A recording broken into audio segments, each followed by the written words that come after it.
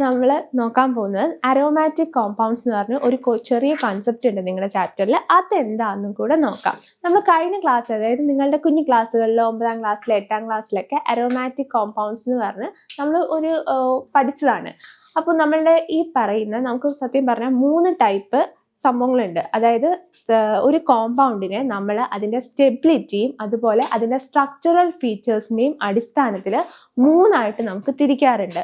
Aliphatic, അതുപോലെ alicyclic, പിന്നെ aromatic. അങ്ങനെ 3 ഗ്രൂപ്പുകളായിട്ടുണ്ട്. അതായത് നമ്മളിപ്പോൾ ചന്ദനത്തിരി വീട്ടിൽ കത്തിക്കുന്നു, അതുപോലെ ഈ ഫ്രൂട്ട്സിൻ്റെ പച്ചക്കറി കടയിൽ അല്ലെങ്കിൽ പഴക്കടകളിലൊക്കെ പോകുമ്പോൾ ഇതൊക്കെ ബേസിക്കലി ഇതിൻ്റെ ഉള്ളിലെല്ലാം കോമ്പൗണ്ട്സ് ആണ് ഉള്ളത്. അല്ലെങ്കിൽ കർപ്പൂരം, ഇതിനൊക്കെ ബാം, ഇതൊക്കെ നമുക്കൊരു പ്രത്യേകതരം മണം തരും. ഇതുപോലെ മണം ഉള്ള ഒരു ഓർഡർ തരുന്ന വസ്തുക്കളെയാണ് അരോമാറ്റിക് എന്ന് പറയുന്നത്. അരോമ എന്ന് പറയുന്ന വാക്കിൻ്റെ അർത്ഥം തന്നെ സ്മെല്ലെന്നാണ്.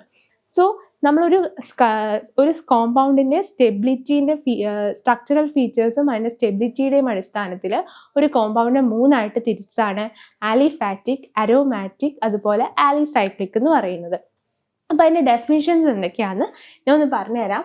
ആലിഫാറ്റിക് കോമ്പൗണ്ട്സ് എന്ന് പറഞ്ഞു കഴിഞ്ഞാൽ organic compounds that have open chain and structures. They may be straight chain അല്ലെങ്കിൽ ഒരു ബ്രാഞ്ച് ചെയിൻ. അതായത് നമ്മുടെ ഈ പ്രൊപ്പെയിൻ, അതുപോലെ തന്നെ ഇപ്പോൾ നമ്മൾ നോമൻക്ലേച്ചർ പഠിച്ചപ്പോൾ അതിനകത്ത് നമ്മൾ പറഞ്ഞില്ലേ 2,3 അല്ലെങ്കിൽ 2-മീഥൈൽ പെൻറ്റെയിൻ ഒക്കെ വരും. മീഥൈൽ പെൻറ്റെയിൻ എന്ന് പറഞ്ഞാൽ ഒരു മീഥൈലിൻ്റെ ഒരു ലാർജ് ബ്രാഞ്ച് എടുക്കുക, അതിൻ്റെ ഏറ്റവും താഴെ, അതായത് 2nd പൊസിഷനിലുള്ള കാർബൺ ഒരു മീഥൈൽ ഗ്രൂപ്പായിട്ട് ചേർന്നിരിക്കുന്നതാണ് 2-മീഥൈൽ പെൻറ്റെയിൻ എന്ന് പറയുന്നത്. അതുപോലെ തന്നെ നമ്മൾ അതുപോലെ ചുമ്മാ എഴുതുന്ന പ്രൊപ്പെയിൻ 3 കാർബൺ കൂടിയ ഒരു ലോങ് ചെയിൻ, അങ്ങനത്തെ ലോങ് ആയിട്ടുള്ള ചെയിൻ, അതിനകത്ത് ബ്രാഞ്ച് ഉണ്ടാകാം, ബ്രാഞ്ച് ഉണ്ടാകാതിരിക്കാം. അങ്ങനെ നമ്മളിങ്ങനെ എക്സ്പാൻഡ് ചെയ്തൊരു ചെയിൻ പോലെ എഴുതുന്ന സ്ട്രക്ചേഴ്സ് എല്ലാം തന്നെ അത്തരത്തിലുള്ള സ്ട്രക്ചേഴ്സിനെയാണ് നമ്മൾ ആലിഫാറ്റിക് കോമ്പൗണ്ട്സ് ആയിട്ട് കണക്കാക്കിയത്. അപ്പോൾ അതാണ് ആ ഓപ്പൺ ചെയിനാണ് നമ്മളുടെ ആലിഫാറ്റിക് കോമ്പൗണ്ട്സ്. അതായത് ദേ മേ ബി ആലിഫാറ്റിക് എന്ന് പറയുമ്പോൾ അവർ വേണമെങ്കിൽ they may be straight chain ആകാം അല്ലെങ്കിൽ ബ്രാഞ്ച് ചെയിൻ ആകാം. അതാണ് ആലിഫാറ്റിക് എന്ന് പറയുന്നത്. അടുത്തത് നമ്മുടെ അരോമാറ്റിക് കോമ്പൗണ്ട്സ് ആണ്. ഞാൻ പറഞ്ഞു ഇങ്ങനെ എല്ലാ കോമ്പൗണ്ടും, ചിലതൊക്കെ ഒട്ടും സ്മെല്ല് ഉണ്ടാവില്ല അല്ലേ. ഒരു പീസ് ഇപ്പോൾ സോഡിയം മെറ്റൽ അല്ലെങ്കിൽ ഒരു നമ്മളുടെ ഒരു ഗോൾഡ്, സിൽവർ ഒക്കെ എടുത്ത് മണത്ത് നോക്കി കഴിഞ്ഞാൽ പ്രത്യേകിച്ച് അതിന് മണമൊന്നും ഉണ്ടാവില്ല. അതേസമയം നമ്മൾ നേരെ മറിച്ച് കുറച്ച് ഈ അരോമാറ്റിക് ഒരു കോമ്പൗണ്ട് അല്ലെങ്കിൽ ഒരു ഫ്രൂട്ടോ അതുപോലെ ഒരു ഫ്ലവർ ഒക്കെ വരുമ്പോൾ അതിനൊരു സ്മെല്ലുണ്ടാവും. ഫ്ലവേഴ്സിന്, റോസിനൊക്കെ ഒരു മണമുണ്ട്, മുല്ലപ്പൂവിന് മണമുണ്ട്, അപ്പം നല്ല മണം എന്ന് പറയും. അത് ബേസിക്കലി അരോമാറ്റിക് കോമ്പൗണ്ട്സ് ആയതുകൊണ്ടാണ്. അതായത് ചില കോമ്പൗണ്ട്സ് സ്ട്രക്ചേഴ്സ് വെച്ചിട്ട് വരുന്ന ഒരു ഫീച്ചറാണ് ഈ അരോമാറ്റിക് എന്ന് പറയുന്നത്. ആൻഡ് ഈ പറയുന്ന അരോമാറ്റിക് കോമ്പൗണ്ട്സ് ഹൈലി സ്റ്റേബിൾ ആയിരിക്കും. ഓക്കെ, ഇവരെന്ന് പറഞ്ഞു കഴിഞ്ഞാൽ ഇവരുടെ ഡെഫിനിഷൻ എന്ന് പറഞ്ഞാൽ these are cyclic organic compounds that contain stable ring of C atoms like benzene. അപ്പോൾ അത് ബെൻസീൻ എന്താണെന്നൊക്കെ നമുക്ക് വഴിയെ കാണാം. അപ്പോൾ ഇതിനകത്ത് സ്റ്റേബിൾ ആയിട്ടുള്ള ഒരു റിംഗ് ഉണ്ടാവും. റിംഗ് എന്ന് പറഞ്ഞാൽ ഒരു വലയം പോലെ, അതായത് മിനിമം 3 കാർബൺ എങ്കിലും വേണം ഒരു റിംഗ് ഉണ്ടാക്കാൻ വേണ്ടി. അപ്പോൾ ഇങ്ങനത്തെ കോമ്പൗണ്ട്സിന് ഒരു റിംഗ് ഷേപ്ഡ്, ഒരു സൈക്ലിക് ആയിട്ടുള്ള സ്ട്രക്ചറിലാണ്. അരോമാറ്റിക് കോമ്പൗണ്ട്സ് എല്ലാം തന്നെ സൈക്ലിക് ആയിട്ടായിരിക്കും ഇരിക്കുന്നത്. അവയ്ക്ക് റിംഗ് ഷേപ്പും ഉണ്ടാകും. ഇതിനെക്കുറിച്ച് ഞാൻ ഡീറ്റെയിൽ ആയിട്ട് പറയാം, കാരണം നമ്മുടെ ഈ കൺസെപ്റ്റ് തന്നെ അരോമാറ്റിക് ആണ്. ഇവനാണ് നമുക്ക് ഇതിൽ കാര്യമായിട്ട് എടുക്കണേ. ഞാൻ ജസ്റ്റ് ഒരു ഡെഫിനിഷൻ പറഞ്ഞിട്ട് നമുക്ക് അങ്ങോട്ട് പോകാം. ഇനി അടുത്തതാണ് ആലിസൈക്ലിക്. ആലിസൈക്ലിക് എന്ന് പറഞ്ഞാൽ cyclic organic compounds do not have aromatic stability. ഈ ആലിസൈക്ലിക്കും അതുപോലെ തന്നെ അരോമാറ്റിക്കും നമുക്ക് മാറിപ്പോകാം, കാരണം രണ്ടും ഏകദേശം സെയിം ആണ്. പക്ഷേ ഇതിൻ്റെ ഡിഫറൻസ് എന്ന് പറഞ്ഞു കഴിഞ്ഞാൽ ആലിസൈക്ലിക് കോമ്പൗണ്ട്സും ഒരു സൈക്ലിക് കോമ്പൗണ്ട്സ് തന്നെയാണ്, അവരും സൈക്കിൾ സ്ട്രക്ചറാണ്. പക്ഷെ കമ്പയർ ടു നമ്മുടെ അരോമാറ്റിക്സ് കോമ്പൗണ്ട്സിനെ വെച്ച് നോക്കുമ്പോൾ സ്റ്റെബിലിറ്റിയുടെ കാര്യത്തിൽ ഇവർ പുറകിലായിരിക്കും. അതായത് ഇവർക്ക് റിംഗ് സ്ട്രക്ചർ ഉണ്ടെന്ന് മാത്രമേ ഉള്ളൂ, പക്ഷെ ഇവർക്ക് സ്റ്റെബിലിറ്റി ഉണ്ടാകില്ല. അങ്ങനത്തെ ഉള്ള ഒരു ഗ്രൂപ്പാണ് ആലിസൈക്ലിക് കോമ്പൗണ്ട്സ് എന്ന് പറയുന്നത്. ക്ലിയർ ആണോ? അപ്പോൾ നമ്മളിങ്ങനെ 3, ഞാൻ പറഞ്ഞു, സ്ട്രക്ചറൽ ഫീച്ചേഴ്സിനെയും സ്റ്റെബിലിറ്റിൻ്റെയും അടിസ്ഥാനത്തിലാണ് ഇവരെ 3 പേരെയും തിരിച്ചേക്കുന്നത്. അതിൽ ഈ കൂട്ടത്തിൽ നമുക്ക് കാണേണ്ട ആളാണ് അരോമാറ്റിക് കോമ്പൗണ്ട്. അപ്പം ഇതിനകത്ത് അരോമാറ്റിക് കോമ്പൗണ്ട് എന്ന് പറയുമ്പോൾ അതിനകത്ത് ചുമ്മാ ഒരു റിങ് ഉണ്ടായാൽ പോരാ, റിംഗ് സ്ട്രക്ചർ ആണെന്ന് പറഞ്ഞു. ആ റിങ്, അതായത് അരോമാറ്റിക് കോമ്പൗണ്ട്സിൽ തന്നെ പാരൻ്റ് ആയിട്ടുള്ള മോസ്റ്റ് ഇമ്പോർട്ടൻ്റ് ആയിട്ടുള്ള ആളെന്ന് പറയുന്നത് നമ്മുടെ ബെൻസീനാണ്. ബെൻസീൻ്റെ സ്ട്രക്ചർ ഞാൻ വരച്ച് കാണിച്ചു തരാം.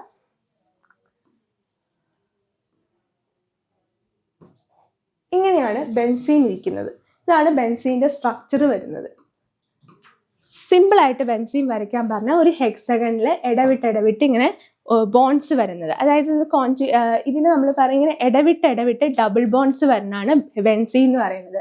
ഇത് ഞാനൊന്ന് എക്സ്പാൻഡ് ചെയ്ത് കാണിച്ചു കഴിഞ്ഞാൽ, എക്സ്പാൻഡ് ചെയ്ത് ഈ ബെൻസീനെ എഴുതി കഴിഞ്ഞ് കഴിഞ്ഞാൽ അത് ഇങ്ങനെ വരും. അതായത് ഇവിടെ സി സി സി, അതുപോലെ സി സി സി ഇങ്ങനെയുണ്ട്. എന്നിട്ട് എവിടെയാണ് ഈ സി ആയിട്ടും ഡബിൾ ബോണ്ട് ഉണ്ടാവും, ഇവർ തമ്മിൽ ഡബിൾ ബോണ്ട് ഉണ്ടാവും, ഇവിടെ തമ്മിൽ ഡബിൾ ബോണ്ട് ഉണ്ടാവും. ഇതാണ് നമ്മുടെ ബെൻസീൻ സ്ട്രക്ചർ. ഇങ്ങനെയാണ് ഉണ്ടാവുക.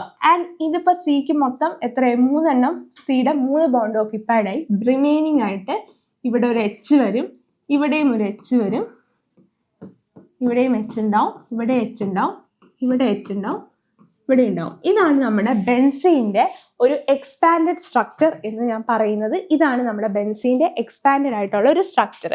അപ്പോൾ നിങ്ങൾക്കിത് ക്ലിയർ ആയിട്ട് ഇവിടെ നിന്ന് കാണാമല്ലോ. ഇപ്പം ഞാൻ ഈ വരച്ചേക്കുന്നതാണ് ബെൻസീൻ്റെ എക്സ്പാൻഡഡ് സ്ട്രക്ചർ. അപ്പോൾ ഇതിനകത്ത് നോക്കിക്കഴിഞ്ഞ് കഴിഞ്ഞാൽ നമുക്ക് കാണാം, ഇവിടെയാണെങ്കിൽ ഞാൻ പറഞ്ഞില്ലേ ഡബിൾ ബോണ്ട് ഇങ്ങനെ വിട്ടിരിക്കും. ആൻഡ് ഇവിടെ പറയുന്ന കാർബണുകളും തമ്മിൽ മാക്സിമം ഡിസ്റ്റൻസിലാണ്, ഡബിൾ ബോണ്ടും തമ്മിൽ ഡിസ്റ്റൻസിലാണ്. സോ ഇങ്ങനെ വിട്ടുള്ള ഡബിൾ ബോണ്ട് കൂടിയ റിംഗ് ആണ് അരോമാറ്റിക് കോമ്പൗണ്ടിൽ ഉണ്ടാവുക. അതായത് ചുരുക്കത്തിൽ അരോമാറ്റിക് കോമ്പൗണ്ട്സ് ഉണ്ടോ, ഈ പറയുന്ന ബെൻസീൻ മാത്രമല്ല, ബെൻസീൻ പാരന്റ് സ്ട്രക്ചറാണ്. ബെൻസീനാണ് മോസ്റ്റ് ഫണ്ടമെന്റൽ ആയിട്ടുള്ള, അതായത് ഏറ്റവും ഇമ്പോർട്ടൻ്റ് ആയിട്ടുള്ള അരോമാറ്റിക് കോമ്പൗണ്ട്. ഇനി അങ്ങോട്ട് കുറേ, അതായത് നിങ്ങൾ വലിയ ക്ലാസ്സുകളിലേക്കൊക്കെ പോവുകയാണ്, നിങ്ങൾ കെമിസ്ട്രി ആണ് എടുക്കണമെങ്കിൽ ഇഷ്ടംപോലെ അരോമാറ്റിക് എന്ന് പറഞ്ഞൊരു വലിയ ചാപ്റ്റർ തന്നെയുണ്ട്. അതിനകത്ത് ഒരു കോമ്പൗണ്ട്, നമ്മുടെ ബെൻസീൻ മാത്രമല്ല വേറെയും കുറേ കോമ്പൗണ്ട്സ് എല്ലാം തന്നെ അരോമാറ്റിക് ആണ്. കുറേ കാറ്റഗറീസ് ഉണ്ട്. അപ്പോൾ ആ കാറ്റഗറീസിലൊക്കെ മിനിമം ഒരു ബെൻസീൻ ഗ്രൂപ്പ് ഇൻക്ലൂഡഡ് ആയിരിക്കും. അപ്പോൾ ഇതാണ് ഇതിൻ്റെ ബേസ് എന്ന് പറയുന്നത്. അപ്പോൾ ഇത് ബെൻസീൻ ഒരു അരോമാറ്റിക് കോമ്പൗണ്ട് ആണ്. അതിൻ്റെ എക്സ്പാൻഡഡ് വേർഷനാണ് കാണിക്കുന്നത്. എടാ ഇവിടെ നോക്കടാ, നീ ഇതിനകത്ത് ഒരു എച്ച് കാണാൻ പറ്റുന്നുണ്ടല്ലോ. ഈ എച്ചിനെ ഞാൻ റീപ്ലേസ് ചെയ്തിട്ട്, ഇത് ബെൻസീനാണ്, ഈ എച്ചിനെ ഞാൻ റീപ്ലേസ് ചെയ്തിട്ട് ഇവിടെ ഞാനൊരു OH കൊണ്ടുവന്നു. ഇവിടെ ഞാൻ ഈ എച്ചിനെ ഞാൻ ഇവിടെ എടുത്തു മാറ്റുവാണ്. ഈ എച്ചിനെ ഞാനിവിടെ റീപ്ലേസ് ചെയ്ത് ഈ എച്ചിൻ്റെ സ്ഥാനത്ത് ഞാനിവിടെ ഒരു OH കൊണ്ടുവന്നു. ഇങ്ങനെ വരുമ്പോൾ ഈ ഒരു സ്ട്രക്ചറിനെ പറയണം, അതായത് ബെൻസീൻ്റെ മേളിലത്തെ റിങ്ങിനകത്ത് എച്ച് റീപ്ലേസ് ചെയ്ത് അവിടെ ഒരു OH function, hydroxyl functional group, ഒരു OH കയറിയിരിക്കുമ്പോൾ അവിടെ വരുന്ന, അതും ഒരു ബെൻസീൻ റിംഗ് ഉള്ളതുകൊണ്ട് തന്നെ അതും ഒരു അരോമാറ്റിക് കോമ്പൗണ്ട് തന്നെയാണ്. അങ്ങനെ വരുന്ന ഒരു റിംഗ് ആണ്, അതിന് മുകളിൽ നിൽക്കുന്നതാണ്. ഇതിനെ വിളിച്ച പേരാണ് ഫീനോൾ. ഇതിനെന്താ വിളിച്ചത്? ഫീനോൾ. ഇങ്ങനെ ഒരു ബെൻസീൻ്റെ റിങ്ങിൻ്റെ മേളിലത്തെ ഒരു എച്ച് റീപ്ലേസ് ചെയ്ത് അവിടെ OH വന്ന് കയറിയാൽ അതിനെ ഫീനോൾ എന്ന് പറഞ്ഞ് വിളിക്കും. ഇനി രണ്ടാമത്തെ കേസ് എടുക്കുകയാണെങ്കിൽ ഇതിനെ ഫീനോൾ എന്ന് വിളിച്ചു. ഇനി ഞാൻ വേറെ ഒരെണ്ണം പറയാം. ഇതേ ബെൻസീൻ റിങ്ങിനെ ഞാൻ ഇവിടെയും വരയ്ക്കാം. അപ്പോൾ ഇവിടെ വരയ്ക്കുമ്പോൾ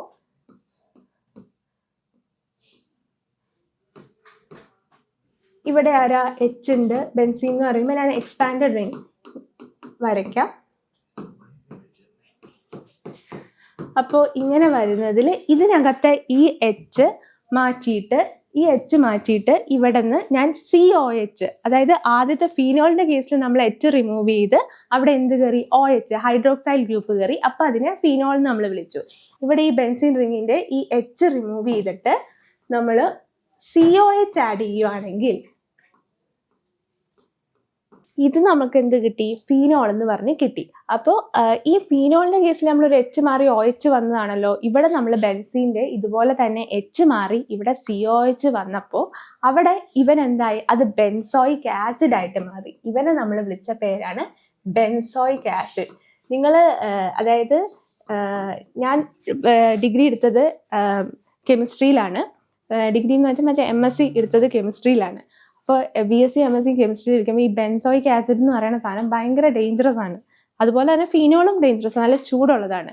അതുപോലെ തന്നെ ഈ സാധനം തുറക്കുമ്പോൾ തന്നെ നമുക്ക് മൂന്ന് അപ്പുറത്ത് മാറിയിരിക്കണം, 3 ലാബുകൾ അപ്പുറത്ത് നിൽക്കണവർക്ക് വരെ കിട്ടും. അതായത് അത്രയും അരോമാറ്റിക് ആണ് ഈ സാധനം. അതായത് പക്ഷേ അരോമാറ്റിക് എന്ന് പറയുന്നത് നമ്മൾ മുല്ലപ്പൂവിൻ്റെ മണം പോലത്തെ സാധനം അല്ല ബെൻസോയിക് ആസിഡിൻ്റെ. അതായത് ബെൻസോയിക് ആസിഡ് ഭയങ്കര ചൂടുള്ള ഒരു സാധനമാണ്, അത് കുറച്ച് ഡേഞ്ചറസ് ആണ് സംഭവം. അതായത് സ്റ്റേബിൾ തന്നെയാണ്, പക്ഷെ നമ്മൾ അസിഡിക് എന്ന് പറഞ്ഞ് ലിക്വിഡിഫൈ ചെയ്ത് കിട്ടുമ്പോൾ ഈ സാധനം കുറച്ച് ഇതിൻ്റെ ചൂടും കോൺസെൻട്രേറ്റഡ് ആയിട്ടുള്ള, ആസിഡ് എന്ന് പറയുന്ന സാധനം എപ്പോഴും ഡേഞ്ചറസ് ആണ്, കോൺസെൻട്രേറ്റഡ്. സോ ബെൻസോയിക് ആസിഡ് ഭയങ്കര പവർഫുൾ ആണ്. ഈ സാധനം നമ്മൾ തുറക്കുമ്പോൾ ഇതിൻ്റെ സ്മെല്ല് ഭയങ്കരമാണ്. ഇതിൻ്റെ ഇറിറ്റേഷൻ സ്മെല്ലെന്ന് പറയുമ്പോൾ നിങ്ങൾ ഈ മുല്ലപ്പൂവിൻ്റെ മണം പോലത്തെ ഒന്നും മണമല്ല, ഭയങ്കര മൂക്കിലേക്ക് തുളഞ്ഞു കയറുന്ന ഇറിറ്റേഷനുള്ള ഒരു സ്മെല്ലാണ്. അപ്പം ഞാൻ പറഞ്ഞത് ബെൻസോയിക് ഈ ഒരു സ്ട്രക്ചറും അരോമാറ്റിക് ആണെന്നാണ് പറയുന്നത്. ഏത് ടൈപ്പുള്ള മണമുള്ള വസ്തുക്കളെ നമ്മൾ അരോമാറ്റിക് എന്ന് പറയും. അപ്പം അതിൻ്റെ ഒരു ഇതാണ് പറയുന്നത് ബെൻസോയിക് ആസിഡ്. സോ നിങ്ങൾക്ക് ഇതിനകത്ത് ഒരു ബെൻസീൻ തന്നെ, ബെൻസീൻ്റെ ഫോർമുല എന്ന് പറയുന്നത് C6H6 ആണ്. ഓക്കെ, ഇതിനകത്തുള്ള ഈ H6-നകത്ത് ഒരു H മാറി, അതായത് ബെൻസീൻ്റെ കാര്യത്തിലുള്ള ഒരു H മാറി ആ സ്ഥാനത്ത് ഒരു OH വന്നാൽ അത് ഫീനോൾ ആകും. ആൻഡ് COH വന്നു കഴിഞ്ഞാൽ നമുക്ക് ബെൻസോയിക് ആസിഡ് ആകും. അപ്പം നമ്മൾ ഇത് ഓർത്ത് വയ്ക്കുക. ഇതിനകത്ത് നിങ്ങൾക്കാകെ ഈ 2 സ്ട്രക്ചേഴ്സേ പഠിക്കാനുള്ളൂ. അതായത് OH വന്ന ഒരു ബെൻസീൻ്റെ അകത്ത് H റിമൂവായി അവിടെ OH വന്നു കഴിഞ്ഞാൽ അത് ഫീനോളും ആകും. അതുപോലെ തന്നെ ഇനി സപ്പോസ് H റിമൂവ് ആയിട്ട്, ബെൻസീൻ്റെ H റിമൂവ് ആയിട്ട് COH വന്ന് കയറിയിട്ടുണ്ടെങ്കിൽ അത് ബെൻസോയിക് ആസിഡ് ആകും. സോ ഈ 2, അതായത് ബെൻസീൻ, ഫീനോള്, ബെൻസോയിക് ആസിഡ്, ഇത്രയും അരോമാറ്റിക് കോമ്പൗണ്ട്സിനെയാണ് നമുക്ക് കാണാനുള്ളൂ ഇതിനകത്ത്. ആൻഡ് ചിലപ്പോൾ ക്വസ്റ്റ്യൻസിനകത്ത് നിങ്ങൾക്ക് കെമിക്കൽ ഫോർമുല ബെൻസീൻ്റെ ചോദിക്കും, which is nothing that C6 and H6, അത്രയേ ഉള്ളൂ അതിൻ്റെ ഫോർമുല എന്ന് പറയുന്നത്. സോ ഈ ചാപ്റ്റർ ഇത്രയേ ഉള്ളൂ. ഇതോടുകൂടി നമ്മുടെ ഈ ചാപ്റ്റർ അങ്ങ് തീരുവാണ്. നോമൻക്ലേച്ചർ എന്നുള്ളത് വളരെ സിമ്പിൾ ചാപ്റ്ററാണ്. മെയിനായിട്ട് നിങ്ങൾ പേരിടുക പഠിക്കുക. അത് ഓരോ പേരുകളും എന്താണെന്ന് പറഞ്ഞാൽ നമ്മൾ ആദ്യത്തെ ഇതിനകത്ത് എന്താ കണ്ടത്, നമ്മൾ അൺസാച്ചുറേറ്റഡ് ആയിട്ടും സാച്ചുറേറ്റഡ് ആയിട്ടുള്ള കോമ്പൗണ്ട്സ് വന്നപ്പോഴും ആ പേര് നമ്മൾ ഇടാൻ പഠിച്ചു. അതുപോലെ തന്നെ ഫങ്ഷണൽ ഗ്രൂപ്പ് ഇൻട്രൊഡ്യൂസ് ചെയ്താൽ എങ്ങനെ പേരിടാമെന്ന് പഠിച്ചു. ആൻഡ് ഇതാണ് അത് ഫൈനലി നമ്മൾ അരോമാറ്റിക് പഠിച്ചു. പിന്നെ ഈ ചാപ്റ്ററിനകത്തുള്ളതാണ് ഐസോമെറിസം എന്ന് പറയുന്നത്. അപ്പം ഇത്രയും വരുന്ന ഒരു ചാപ്റ്ററാണ്, ഇത്രയുള്ള ഒരു ചാപ്റ്ററാണിത്. ഇതിൽ വാരി വലിച്ച് ടെക്സ്റ്റിനകത്ത് കുറേ എഴുതി കാണും, പക്ഷെ നിങ്ങളിങ്ങനെ ചെയ്ത് വരുമ്പോൾ ഇത്രയേ ഉള്ളൂ. സിമ്പിളായിട്ട് വേഗം തന്നെ തീർക്കാൻ പറ്റുന്ന ഒരു ചാപ്റ്ററാണ്. അപ്പം എൻ്റെ കൂടെ ഇരുന്നിട്ട് ഇത് വളരെ ക്ലിയർ ആയിട്ട് മനസ്സിലായിട്ടുണ്ടെന്ന് വിശ്വസിക്കുന്നു. 3 വീഡിയോസിലും കൂടെ വളരെ ക്ലിയർ ആയിട്ട് ഞാൻ ഇത് മൊത്തം പറഞ്ഞിട്ടുണ്ട്. സോ ഈ വീഡിയോ മൊത്തത്തിൽ കണ്ട് ഈ ചാപ്റ്റർ നിങ്ങൾക്ക് നന്നായിട്ട് മനസ്സിലാക്കുക. Thank you.